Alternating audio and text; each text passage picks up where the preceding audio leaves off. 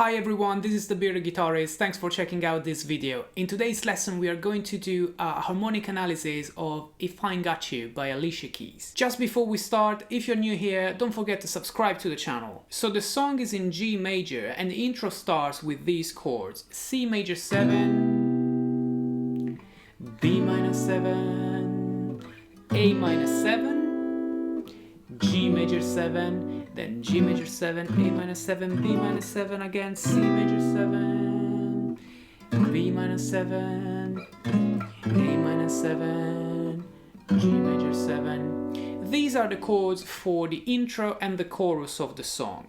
So since we are in G major, C major 7 is going to be the 4th degree, B minor 7 the 3rd, A minor 7 the 2nd, and G major 7 the 1st degree. So the intro and chorus is going to be 4, 3, 2, 1, 1, 2, 3, 4, and so on. It's very useful to learn the songs not only for the chords that you're going to play, but with the numbers that they represent in terms of degrees in the key you're playing.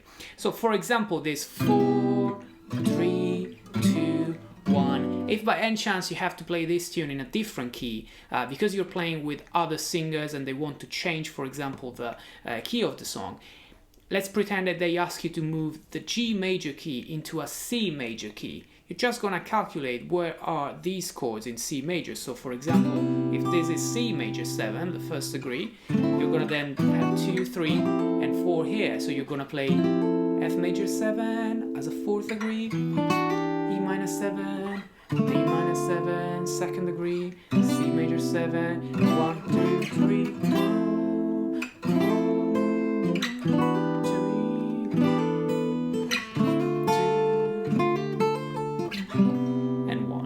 So it's just an idea to show you that if you know the degrees, if you know the harmony behind the song, changing the key and playing the same song in a different key is going to be much easier. Then after this intro, we are going to have the verse. The verse is going to be G major 7, E minor 7, A minor 7, D7, G major 7, G sharp or A flat diminished 7th, A minor 7, and D7 again. Now, we're still in the key of G major. It starts with the 1st chord of the key, so the 1st degree, G major 7.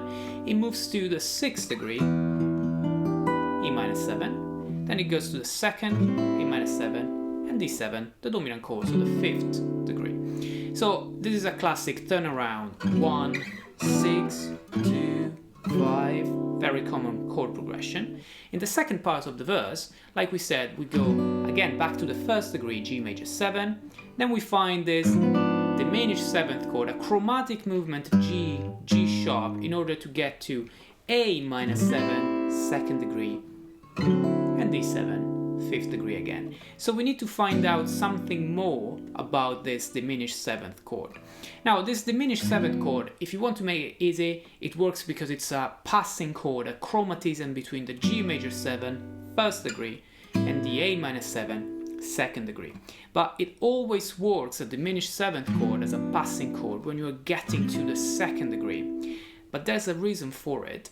You should know two things called secondary dominant and secondary diminished 7th chord.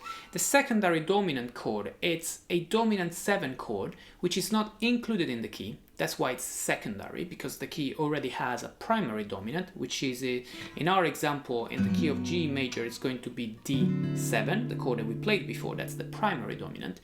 Any other dominant 7 chord within the song, it's going to be a secondary dominant. Now, secondary dominant, it's a dominant 7 chord which is going to another degree of the scale which is not the 1st and not the 7th as well. So it's any dominant 7 which resolves on the 2nd, 3rd, 4th, 5th, or 6th degree of the scale. So in our example, since we are going to the 2nd degree, A minor 7, the dominant 7 chord that we need, it's the 5 of the 2. So the 5 dominant 7 of the 2. That's the rule about the secondary dominant. You're going to include a dominant 7 chord, which is the 5 of the degree you're going to. We are going to an A minus 7, so the 5 of the A minus 7 would be an E7. So if we were playing G major 7, first degree, E7, secondary dominant, A minus 7, second degree of the scale, it would create just this 5, 1, where the 1 is actually the 2. So it's 5 of the second minor, of course. So this is what you need to know about secondary dominant. But as you know, in the song we don't have G major 7 going to E7 and then A minus 7. So why am I showing you this example? Because if we have a look at the E7, which is the secondary dominant of A minus 7, and we add one more tension, which is going to be the flat 9, for example the note F here, I'm going to get this chord, which is an E7 flat 9. Very common chord when you want to create tension that resolves to a minor chord. So this E7 flat 9, it's still the secondary dominant of A minus 7. But now if I have a look at this chord, I can clearly see that on the G sharp, which is the major third of E7 flat 9, I'm actually playing a G sharp diminished 7th. So it's like saying the E7 flat 9 and the G sharp diminished 7th have exactly the same notes. So if I play a G sharp diminished 7 and then I put an E on the bass, that's an E7 flat 9. But that's the reason why here in the song we have a G sharp diminished 7th. It's a passing chord which represents the first degree sharp, so basically 1/2 step higher than the first degree, diminished 7th, as the upper part of an E7 flat 9, which would be the secondary dominant of the A minus 7 we are going to. So you can use either the E7 flat 9 or the G sharp diminished 7 played here, but you can see it here, as a passing chord to resolve to A minus 7. So that's something that you should always remember, the secondary diminished 7th chord. So the harmonic analysis of this verse again is 1, 6, 2, 5, second part, 1, secondary diminished 7th, second, 5th. Then in the pre-chorus, the chords are pretty much the same as the intro, and they're going to be G major 7, A minor 7, B minor 7, A minor 7, G major 7, A minor 7, B minor 7, G, A minor 7, B minor 7. So this is obviously first degree, second, third, second again, G, second, third, 1, 2, 3. It's just to launch the chorus, which, like we said, is going to have the same chords as the intro.